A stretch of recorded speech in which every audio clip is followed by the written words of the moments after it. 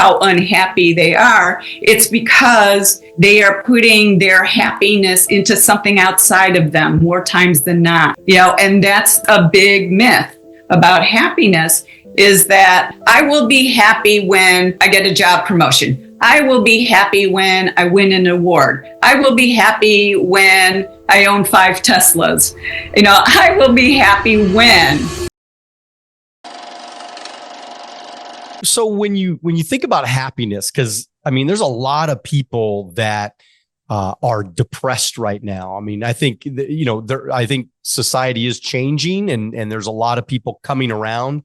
But let's be honest. There's still just a huge, massive population of people that are just ridiculously depressed. Taking drugs constantly. Again, alcohol is so prevalent, and just my own journey in the last couple of years, I've cut off 95% of anything. I drink some wine, but that's about it. And I've given that up because I feel like, I saw that society was saying that these certain things, they're going to make you happy.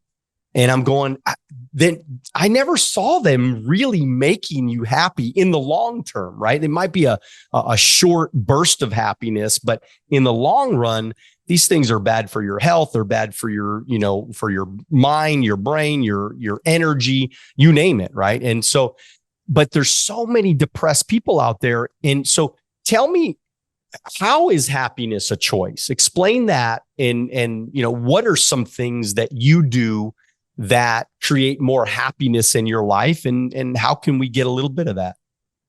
Well, I think we each get to a certain point in various ways where we realize that we are incredibly not happy. We don't have meaning, we don't have purpose, which is foundational to one's happiness. And that's what happened to me. I got to a place where the X and Y of my personal life and my professional life were not happening. And I was in such a state of despair. And I just remember sitting in my office in Los Angeles. It was just a brilliant, beautiful, sunny day outside. But boy, there were dark clouds inside my office. And that was me emotionally. And it was as if the clouds parted, if you will. And it was this realization, I don't want to be unhappy. I don't want to be defined by this moment. I don't want to be taken down by it. And it was such clarity that it was a choice. I don't have to be here. I don't have to stay here. And it was that conscious choice. And this is what I tell everybody. The key to happiness is first it's choice. And then you got to back it up. You got to do the work. You got to do the inner work. That means you are doing things that boost your happiness. And that can come in different ways. And that's a lot of what my book is about. It's that exploration of what specifically is going to make you happy. So yes, you can have things like meditation. I have a very strong daily meditation practice, which has been a game changer for me in my life. A lot of it is your thoughts. I think so much of our unhappiness comes from our thoughts and letting your thoughts go wherever and not managing them, not being aware of them, and making conscious choices when you are aware of the kinds of thoughts, the quality of thoughts. It's like, oh, this thought is toxic. It's not serving me. Or even as I have now come to realize, because I've been on my journey for a while, it's just, this is an old tape that's playing. I don't even believe this anymore. And one of the things that I learned becoming a meditation teacher, especially when I studied Deepak Chopra's primordial sound meditation, was just because you, and they also teach you this in mindfulness, that just because you are having a thought doesn't mean you are that thought. Doesn't mean you have to believe that thought. You can do something about it.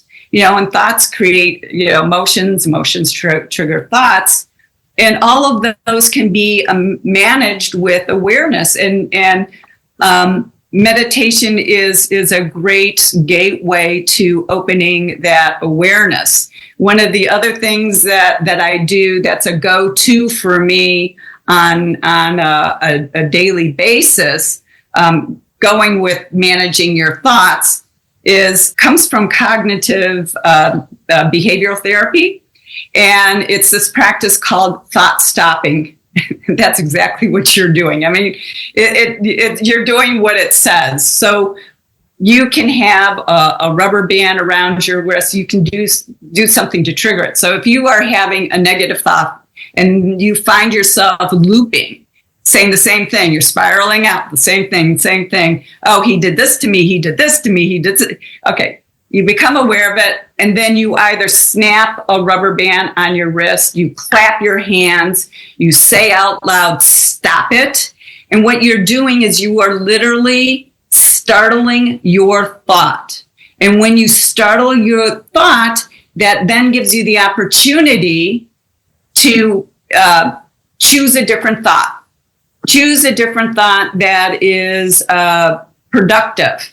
Yeah, I really try not to use the word positive thinking. I mean, people quickly understand what that is, but the more accurate word is productive or constructive thinking, because that's what you want. You want thoughts that are serving you. You can think happy thoughts and they can maybe make you feel good in the moment. And really going back to what you were just asking me before about people and how unhappy they are, it's because they are putting their happiness into something outside of them more times than not. And that's a big myth about happiness, is that I will be happy when I get a job promotion. I will be happy when I win an award. I will be happy when I own 5 Teslas. I will be happy when. And those are all external. Happiness is it's an inside game. It's an inside feeling. That's where the true happiness, and that's where you need to do the inner work. Thank you for watching our short clips on Alonzo Academy. If you'd like to watch the next short clip, click here.